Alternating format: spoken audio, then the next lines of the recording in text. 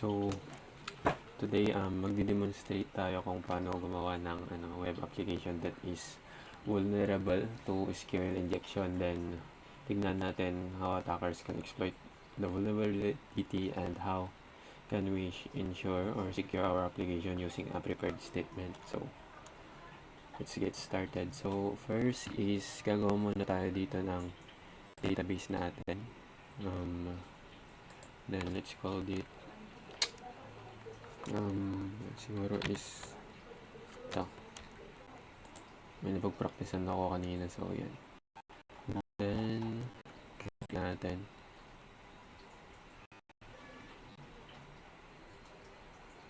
Okay, so under dito sa database natin,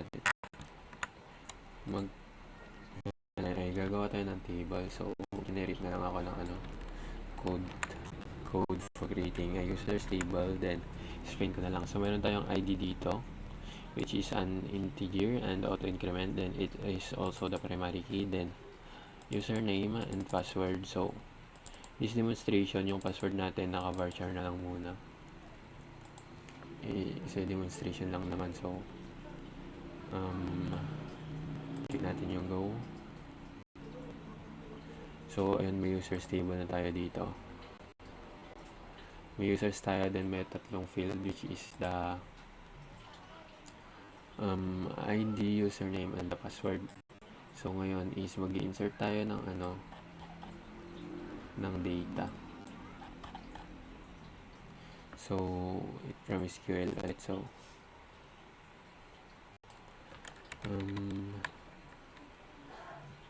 insert.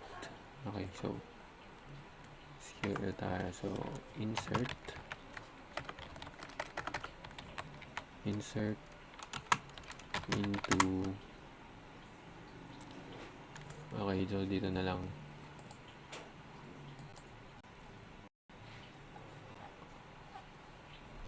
Okay, so dito na lang.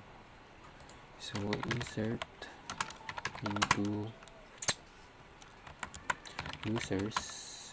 users. So, meron tayong username and the password. Okay, tapos yung values naman is meron tayong say yung unang user natin is admin or test1 or admin test or admin1, and then yung password niya is, let's say, password 123. And then close natin, then copy natin to.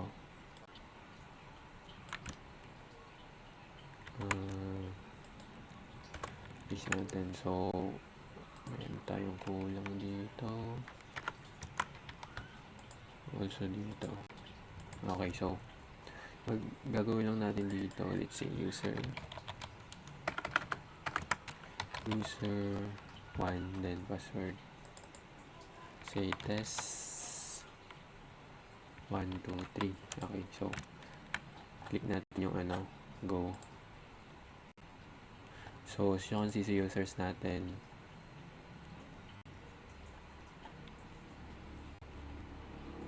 na tayong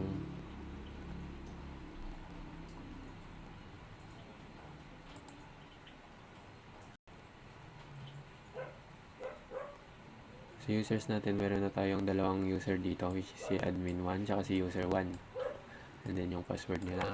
So, ayan. So, next na gagawin natin is pupunta tayo ngayon sa SAMP.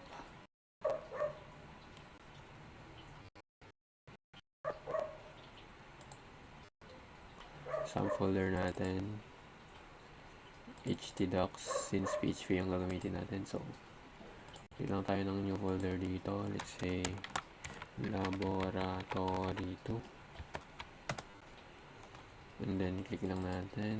Then, open lang natin siya sa Visual Studio. So, code.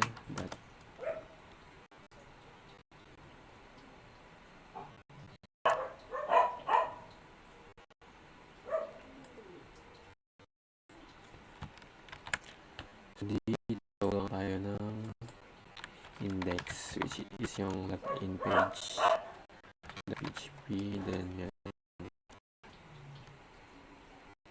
So dito, gagawa lang ng simple login. So hindi ko na siya yun masyado. So copy na lang ako. So bali dito is title natin vulnerable login. So bali form lang na. Then yung method natin is post. Then yung action is .php, which is yung gagawin natin mamaya in .php. So copy na natin to. So yung fill natin, meron tayong password tsaka username. Yung type ni name is text, then name is username. So importante ito sa PHP mamaya, itong name nito. So kahit text na lang muna natin siguro to para makita natin yung text ng password mamaya. Okay, so save natin, then click tayo, copy na natin ito, paste natin, so enter natin ito, and then mag-generate na lang ulit tayo dito, and explain na lang natin, no? So hindi siya na-zoom in, bakit?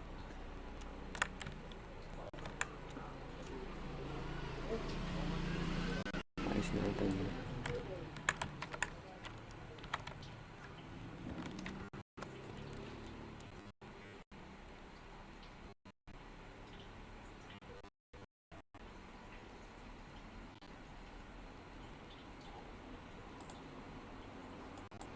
Then accept natin. So ayun.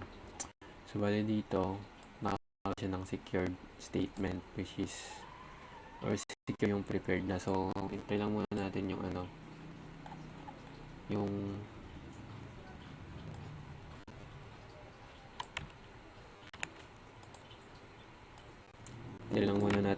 vulnerable siya. So pwede natin na vulnerable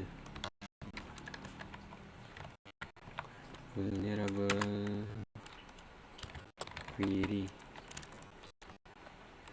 comment natin. So dito is yung query lang is nagsiselect lang siya from users where username equals username and password equals password. So wala siyang preferred statement dito, no? So if result dito na, ito yung connection natin. So connection natin sa database, yung localhost, root, password, tsaka yung database name. So dito naman, if yung result, which is ito, is greater than 0 or may nag-match, then login successful, else invalid credentials, then state names. Hindi na natin to kailangan.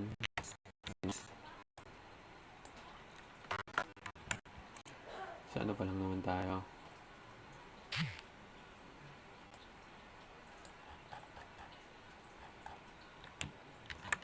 So let's modify lang this. Okay, so method post, username, password. So try natin. So project folder natin is laboratory 2. Try dito. So open natin itong host, then laboratory 2. So ayun. So meron tayong login dito. So since test or text yung type ng password ko kanina, kaya ganito siya para nakikita natin. So there is a SQL injection na called admin dash space, then may dalawang dash, then sa password is ito lang. So ito yung prepared statement na maaring gamitin ng hackers or ng attackers. So test natin yung login. So as you can see, login successful, even wala namang ganong username tsaka password. So try natin yung iba. Let's say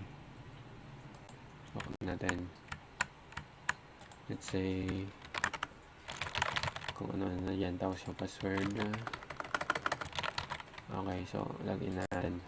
So, invalid credentials kasi palpalaran lang yung hindi siya injection. So, pagka nilagay rin na natin yung real password natin tsaka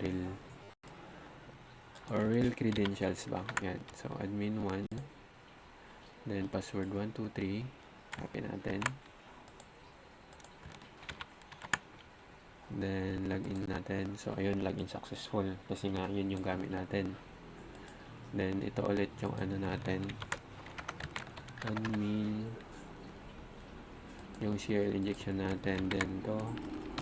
Then, yan. Then, login natin. So, ayun, login successful pa rin siya. Ngayon, gagawin natin is i-modify natin itong si login.php. Then, gagawin natin siyang prepared statement. Okay, so prepared statement is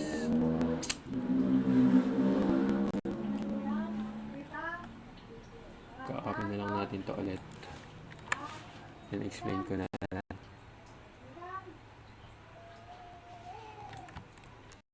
Ito naman yung prepared statement natin. So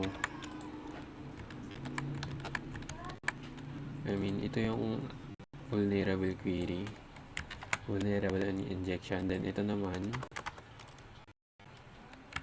yung prepared statement.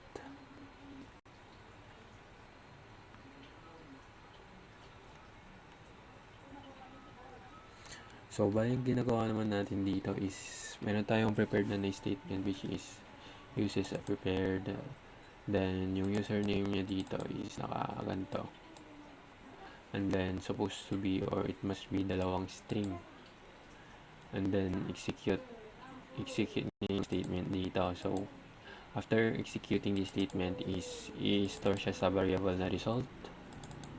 Then yung result na yun is i-get niya yung result from the prepared statement, then yung gagamitin natin yung result na yun. So if yung result na yun is may nag-match, then login successful, else invalid credentials, then save natin. Ngayon, babalik sa dito, refresh lang natin, then natin maglagay dito, ilagay ulit tong natin, yung injection query natin dito which is admin dash then login. So ayun, invalid credential siya. Ngayon gamitin natin to, admin 1,